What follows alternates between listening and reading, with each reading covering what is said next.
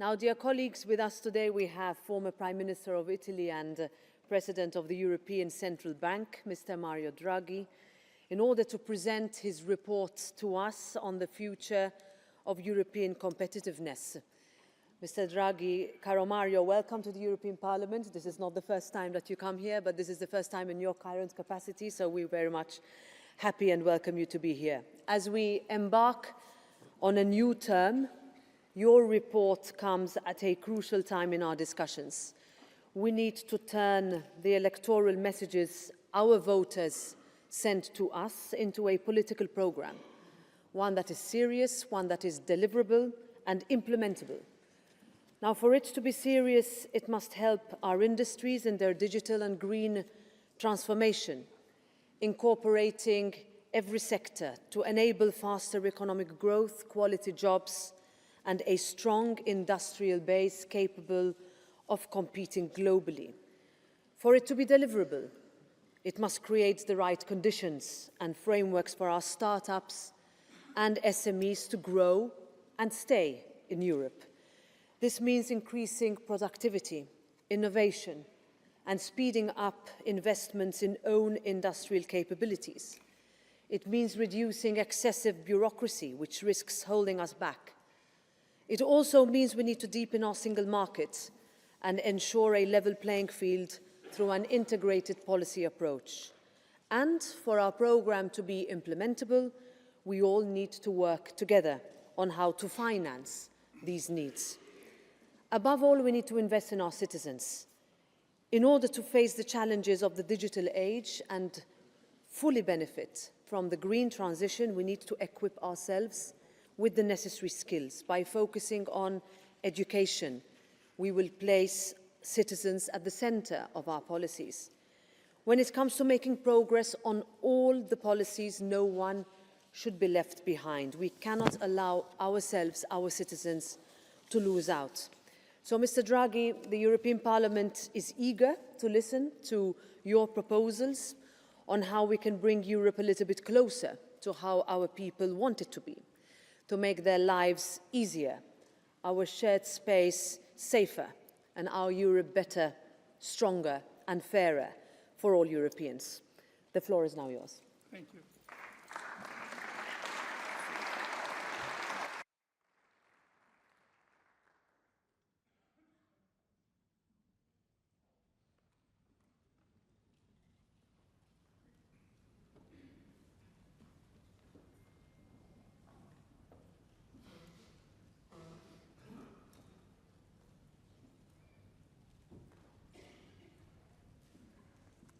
Well, it shows that it's a bit of time I haven't been here.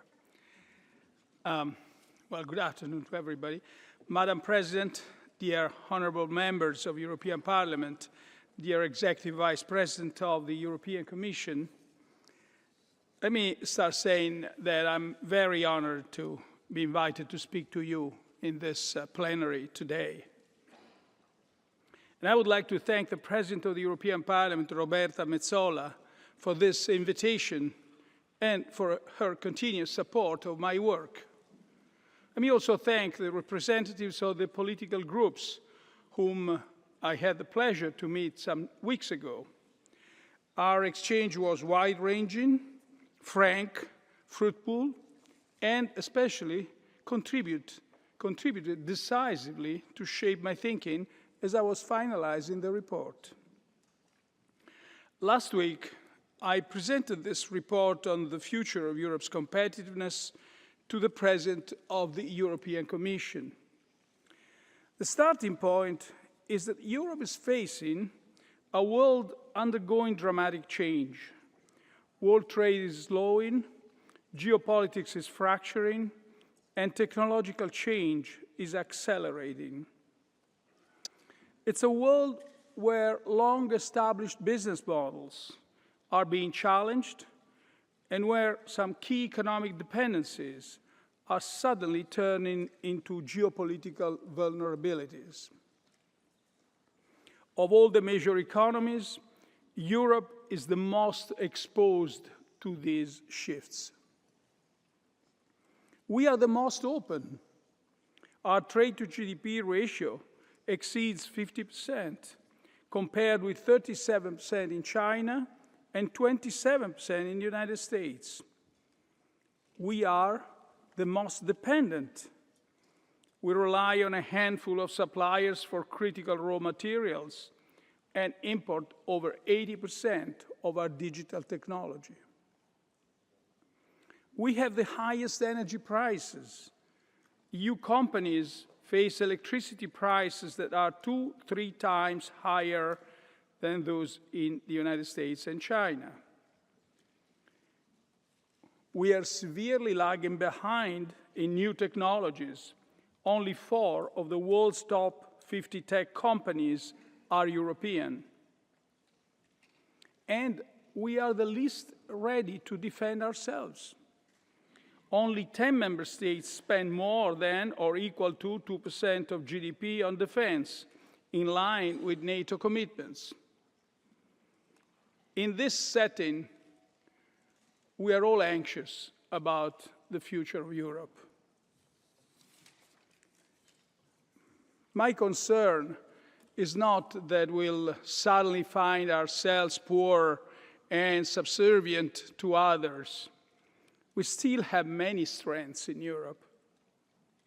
It is that over time, we will inexorably become less prosperous, less equal, less secure, and as a result, less free to choose our destiny. The European Union exists to ensure that Europe's fundamental values are always upheld: democracy, freedom, peace, equity, and prosperity in a sustainable environment. If Europe cannot any longer deliver these values for its people, it will have lost its reason for being.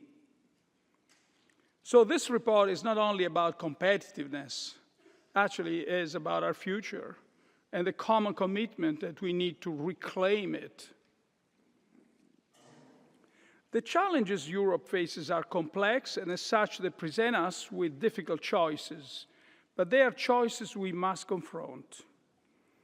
The purpose of this report is to lay out a strategy for Europe to change course, pinpointing the priorities we should focus on, explaining the trade-offs we face, and offering pragmatic solutions to resolve them. The report identifies 3 main areas for action. The first is aiming at closing the innovation gap with the United States and China. EU companies spent around 270 billion euros less on R&D than their US counterparts in 2021, largely because we have a static industrial structure dominated by the same companies and technologies as decades ago. The top 3 investors in R&D in Europe have been dominated by automotive companies for the last 20 years. It was the same thing in the United States in the early 2000s, with autos and pharma leading. But now the top 3 are all tech companies. The core problem in Europe is that new companies with new technologies are not rising in our economy. In fact, there is no EU company with a market capitalization over 100 billion euros that has been set up from scratch in the last 50 years. All 6 US companies with valuations above 1 trillion euros have been created in that period of time. This lack of dynamism doesn't reflect lack of ideas or lack of ambition. Europe is full of talented researchers and entrepreneurs. It is because innovation often lacks synergies, and because we are failing to translate ideas into commercial success. Innovative companies that want to scale up in Europe are hindered at every stage by the lack of a single market and an integrated capital market, stopping the cycle of innovation in its tracks. As a result, many European entrepreneurs prefer to seek financing from United States venture capitalists and scale up in the US market. Between 2008 and 2021, close to 30% of the unicorns founded in Europe, that is to say, startups that went on to be valued over $1 billion, relocated their headquarters abroad. And these figures do not include the many young, talented Europeans who go to study in the United States and found their companies there. It's a huge loss for our economy in terms of jobs and brain drain. The innovation gap is at the root of Europe's low in productivity growth relative to the US. So we must bring innovation back to Europe. And the report proposes to do so through reforming the whole innovation ecosystem. It starts with establishing our universities and research institutions at the frontier of academic excellence and making it easier for researchers to commercialize their ideas.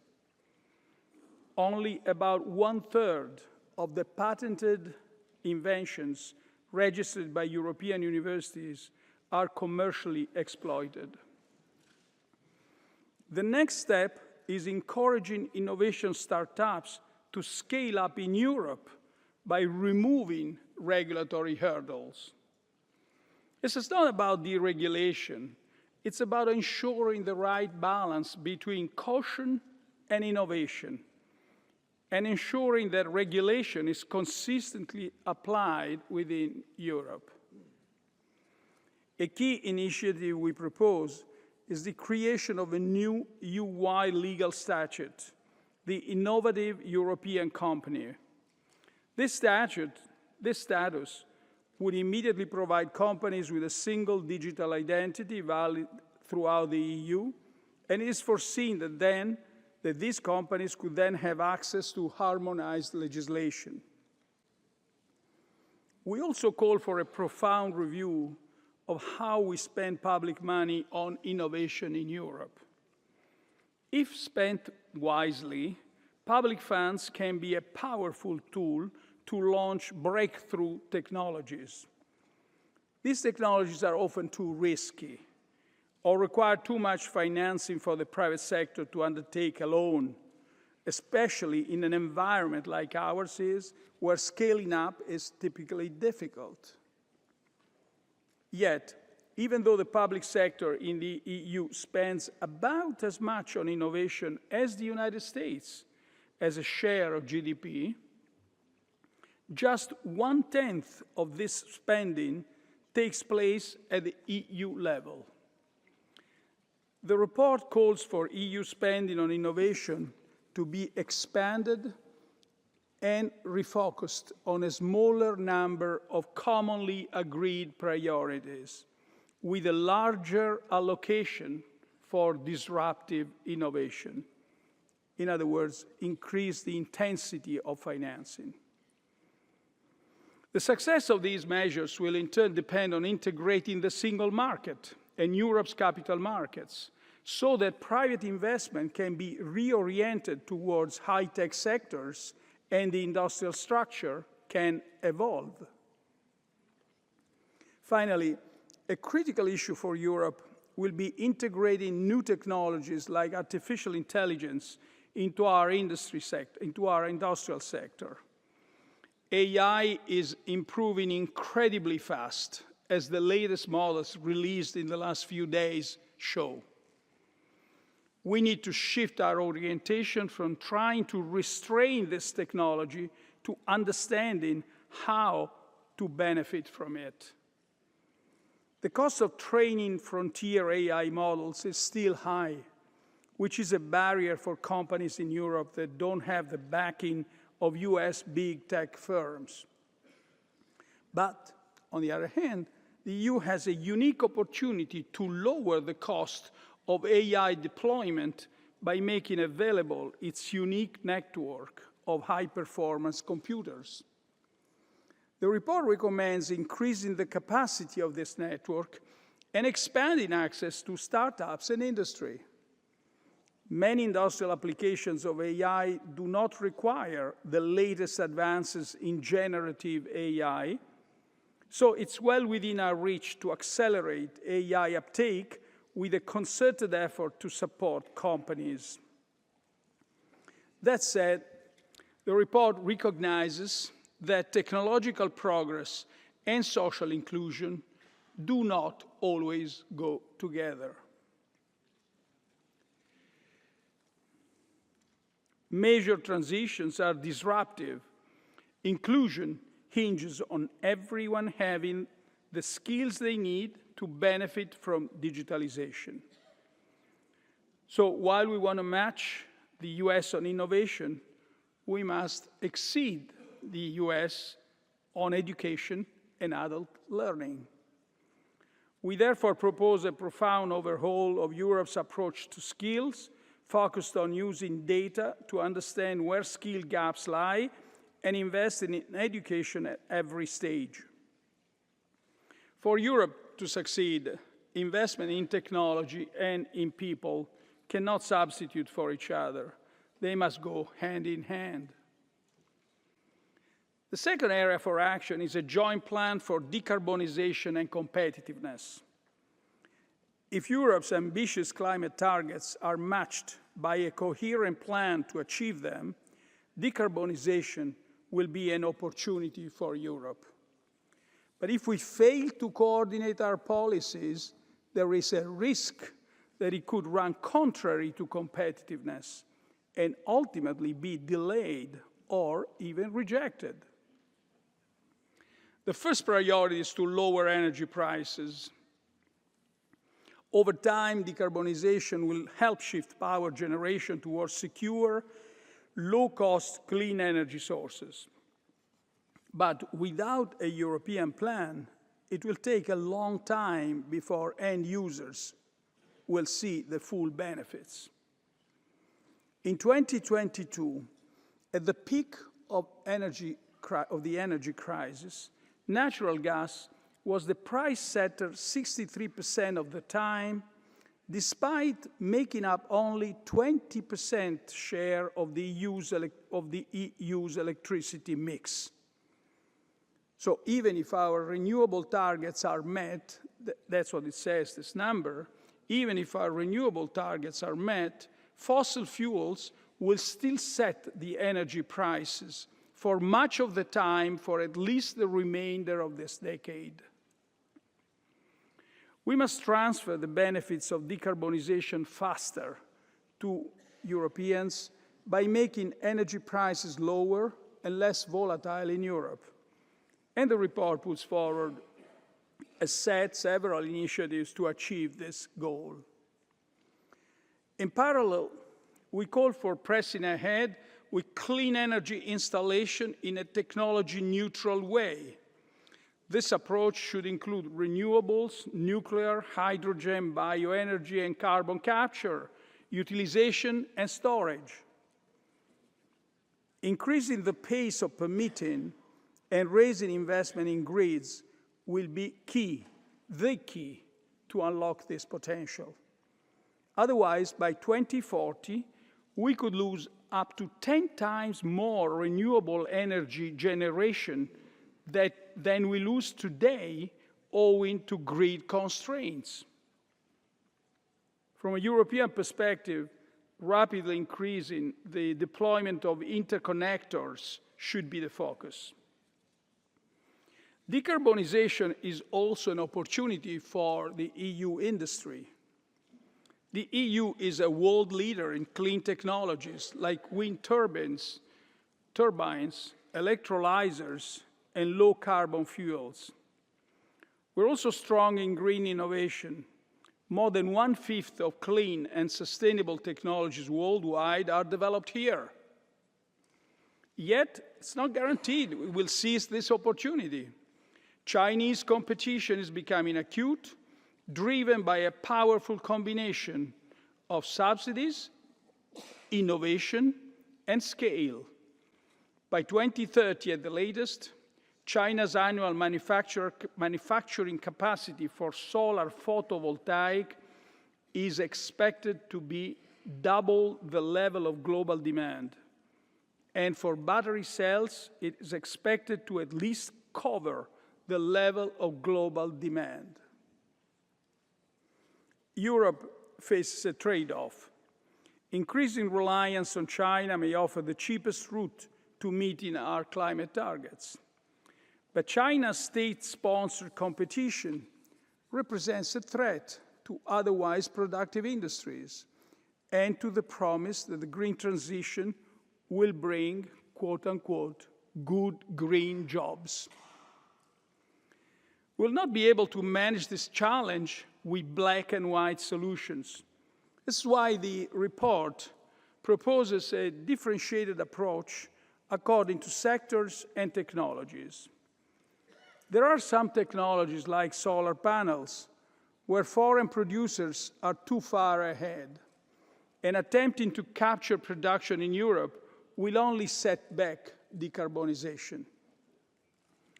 Even if those countries are using subsidies, we should let foreign taxpayers finance cheaper installation of clean energy in Europe.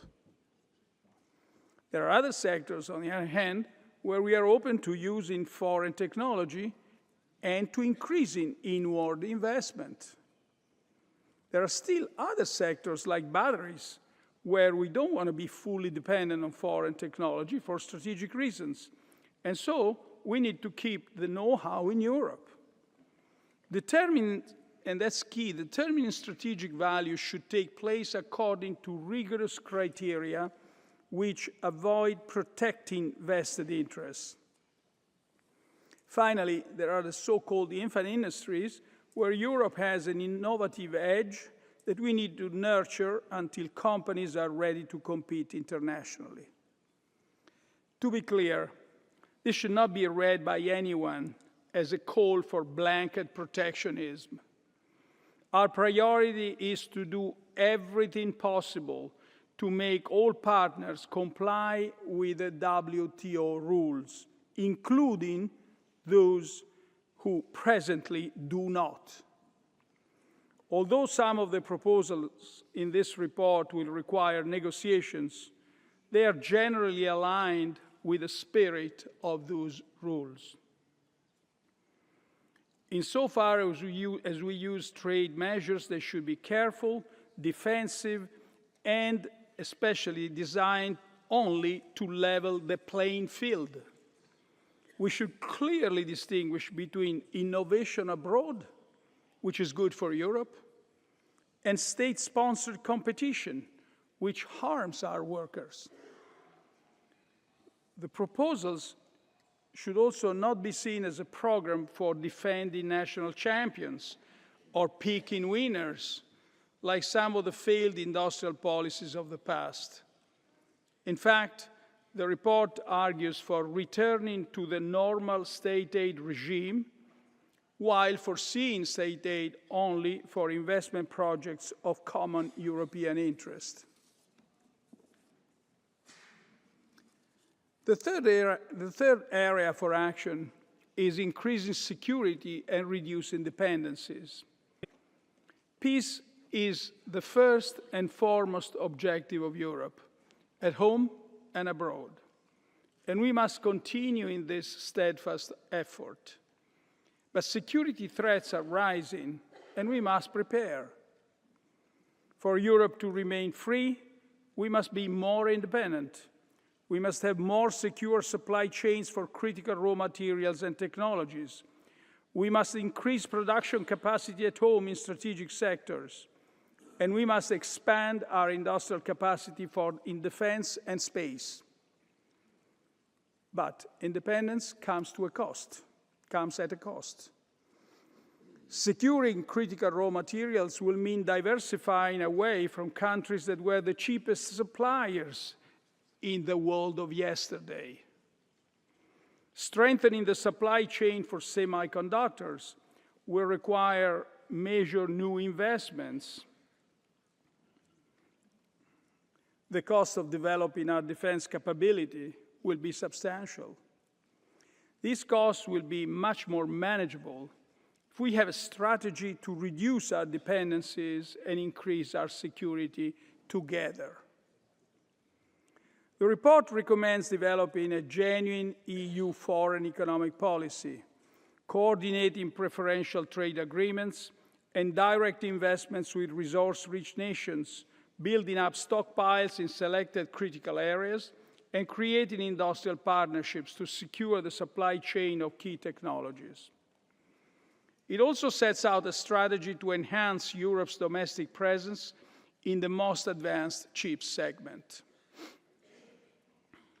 This foreign economic policy should reflect European values and reconcile our security interests with solidarity towards middle and low-income countries, helping them to develop and decarbonize as we do.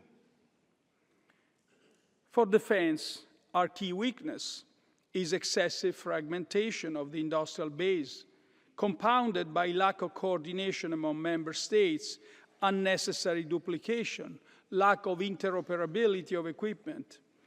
In the defense sector, common planning comes before common expenditure. EU countries are collectively the second largest military spenders in the world, but we do not help our defense and space industries to build up scale. Collaborative procurement accounted for less than a fifth of spending on defense equipment procurement in 2022. Almost 4/5 of total procurement spending went to non-EU suppliers. The report, therefore, recommends increasing substantially the aggregation of demand between groups of member states, as well as raising the share of joint defense procurement and common R&D spending. In the defense sector, this consolidation of spending should be matched by selective integration and consolidation of EU industrial capacity, with the explicit aim of increasing scale, standardization, and interoperability. However, at the same time, higher scale should not lead to lower competition. Europe has many highly sophisticated SME in the defense sector that could make an exceptional contribution to our common defense. A key question that has arisen in the last few days and arises now is how to finance the massive investments that transforming Europe's economy will entail. Europe has set itself a series of ambitious objectives that have been endorsed by EU institutions and the member states, by all EU institutions and by member states. We have enshrined becoming carbon neutral by 2050 in EU law. We have committed to raise public spending on innovation to 3% of GDP a year. Member states that are part of NATO are committed to invest at least 2% of GDP on defense per year. Over the past months, this House and the EU leaders have discussed and agreed on the urgent, immediate, and medium-term defense needs for Europe. And they have also set out targets for upgrading our digital infrastructure as part of the digital decade. The report contains a bottom-up analysis by the Commission staff of the investment needs to carry out these objectives. And they reached the conclusion that about 750 to 800 billion euros in additional investment will be required each year. Analysis by the European Central Bank arrives at similar figures. These investments are vital to carry out the objective of the report. But let me be clear, they are not new investment needs that the report has identified. They are the needs required to deliver on the EU existing objectives. So there's nothing new with respect to these numbers. Once these objectives have been agreed, the numbers have followed. We calculate that to marshal, however, it's a lot of investment, and we calculate that to marshal investment on this scale, the share of investment in GDP would have to rise to levels not seen in Europe since 1960s and 70s, and the effort would be more than double that of Marshall Plan. So we must ask the question of how we'll finance it. Historically, investment in Europe has been financed about 80% privately and 20% publicly. We asked staff from the Commission and the IMF, the International Monetary Fund, to conduct simulations to see whether we could maintain that split for such large investment push. The results show that to finance this volume of investment, we must make progress on the Capital Markets Union so that private savings can be channeled into investment across the whole EU. But even while mobilizing or with mobilizing private finance, public support will still be required. Two key conclusions emerge. First, if the EU carries out the strategy outlined in this report and productivity rises, capital markets will be more responsive to the flow of private savings and will be much easier for the public sector to finance its share. Faster productivity growth could reduce the cost for governments by 1/3. Second, to lift productivity, some joint investment in key projects such as breakthrough research, grids, defense procurement will be critical. And these projects could be funded through common debt. It is natural that these large numbers create worries about rising debt levels. It's also legitimate to be concerned about common debt issuance. But it's important to remember that this debt is not for general government spending or for subsidies. It is to carry out the objectives that are critical for our future competitiveness. And that, and I stress this, we have all already agreed upon to these objectives. So, if one objects to building a true single market, objects to capital market integration, and objects to debt issuance, one objects to what? To our EU objectives. This report has come out at a difficult time for our continent. On many key questions, we are divided about what to do. There is discontent in large parts of Europe about the direction in which we are heading, and there is considerable unease about the future. My role, as set out by the European Commission, is to present you with a diagnosis of where Europe stands and to offer you recommendations on how to move forward. But it is for you, our elected representatives, to turn this agenda into actions.